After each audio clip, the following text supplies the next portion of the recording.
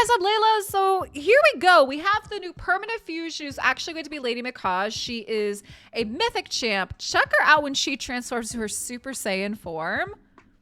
Very cool looking. Except if you're scared of like spiders and scorpions and stuff, you might be afraid of her.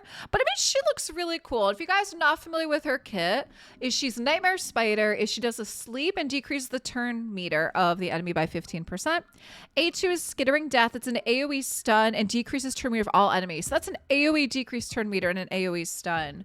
Her A3 is Doom of Yakai, increases accuracy on all allies and removes buffs from enemies. It does a weaken on them. Metamorph, which all of them have them, right? So whenever they transform like this, they end up getting, you know, another turn as well too. We're going to get back to the base form in a minute. But here she is in her Super Saiyan form. And then her passive is Demonic Glower. At the start of this champion's turn, decreases turn meter of the enemy with the highest attack by 15%. And her aura is ally accuracy in all battles by 80. So again, if you guys didn't know, is that these mythics in their base and in mythic Super Saiyan form have different abilities too. So we're going to go back to her regular form. So here it looks like she actually has like a China doll mask on, right? And then when she goes Super Saiyan form, it's like she takes it off. It's kind of cool, right? So in her LeilaMikage, like regular non-spider form, it's Shadow Lash. Attacks enemy with one random ally from the Shadowkin faction. The ally joins. It also does a shield. So the ally joining has to be a Shadowkin. So if you don't have any Shadowkin on your team, assuming nobody joins. A2 is called Silken Snare, which is an AoE. Decreases duration of enemy buffs and increased duration of enemy debuffs. And all ally buffs as well too. That's going to be the A2. Imperial Decree. Increase attack and increase crit damage on all allies, then teams up with allies to attack. So this is going to be this is like the ally attack here, right? So what's interesting is her A1 is an ally attack with a Shadowkin champ, right? And then her A3 is like a team attack, everybody. So again, like when you're running faction wars with her A1, she's always going to attack with somebody, right? Because you're obviously going to have some other Shadowkin in there. Her Metamorph, which we already talked about that, so we're not going to talk about that again. And so her passive in this form is called Will of the MIkage. At the start of her turn, removes all debuffs from the ally with the highest attack. And then also ally accuracy in all battles by 80. So you guys heard me right. She is going to be a permanent fusion. And with that being said, guys, I think I really messed up because here's the permanent fusion. Now look at this. I could have sworn I had all of these rares, every single one of them. So at some point, we fed them off. We got rid of them. Like they're nowhere. I know for a fact I had every single one of these rares. But what you are going to see here is LeilaMikage will be fused one time. So she's going to be a permanent fusion like Rosin, for example. She's going to be staying in here. And it's going to take 2 Legos. It's going to take Kira the Watcher as well as Tatsu. It's going to take 2 epics. We have Lockwayne, who you see I already have. And then Waragren Suncurse. You're going to need all these champs to be able to fuse them.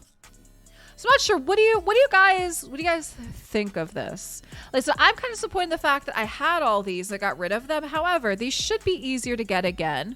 And depending on if I actually want to keep Lockwayne or not, I already have one. So I just have to work on Waragren. And then these ones. Very similarly, like I really thought I had Delesia. I thought I did. And Elefrig was also calling from marketing. Really thought I had these. But it also could be I ended up pulling a lot of shards for viewers. So chances are maybe I'm just thinking that in my head is that I pulled them for viewers. And, you know, for whatever reason, I'm just kind of confusing that there.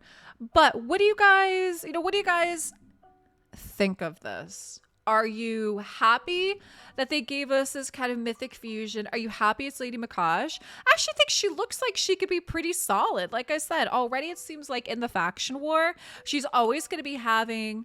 Like, she's never going to be attacking by herself. Like, particularly like on her A1, she's always going to have somebody with her, and then she's going to be doing her team attack on the A3.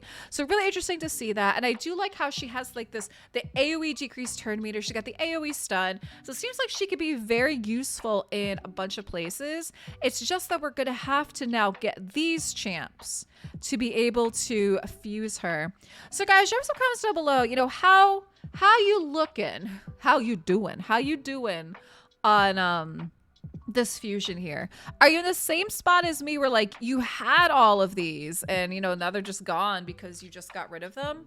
And what's interesting is I know way back I think we had specifically asked about if we need to, you know, keep some champs for future fusions and stuff. And they said that, you know, they can't tell us one way or another. You know, this was like 2 years ago.